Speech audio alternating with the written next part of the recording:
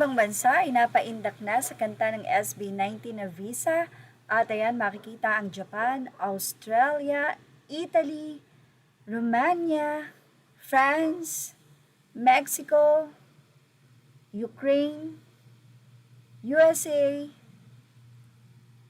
Russia, Japan, and Thailand.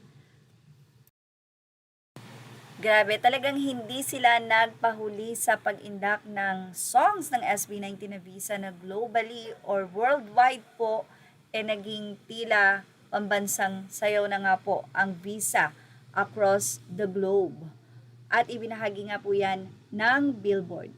Anyway, syempre kung iyan po ay nagtrending sa buong mundo, lalong-lalo na dito sa ating bansa. Sino-sino nga ba ang mga nag-dance or napaindak sa nasabing visa ng SB19?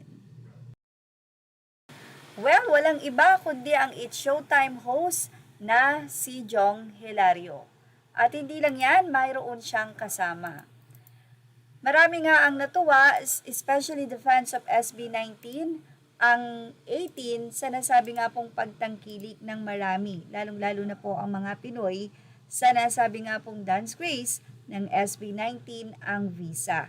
Alam kasi ng marami na napakagaling talaga ng SB19 pagdating sa pagsayaw, kaya naman nahahamon sila sa kanilang sarili. At hindi lang yan, kasama ni Jong ang kanyang cute na anak ni si Sarina, na kung saan ay nagpakitang gilas din sa pagsayaw ng visa, at marami nga ang cute kay Sarina. Well, ano kaya ang masasay ng SB19 sa performance ng mag-amang Sarina at Jong Hilario? At syempre, sa buong mundo. Pati ang isang kilalang vlogger na si Mendoza na lagi nga pong nagda-dance, suot ang Grab na uniform, ay napaindak din sa nasabi nga pong SB19 visa song. Kamakailan lamang ay sinayaw ng SB19 ng live ang visa sa guesting nila sa It's Showtime. Inaasahan na baka ang pangalawang live na masasayaw ng SB19 ang visa ay sa kanilang concert sa April 18 na malapit na nga po, halos isang buwan na lang po ang inaantay. At sold out na ba ang ticket? Ayan ang ating Showbiz Snap update. Images are all credit to the rightful owners.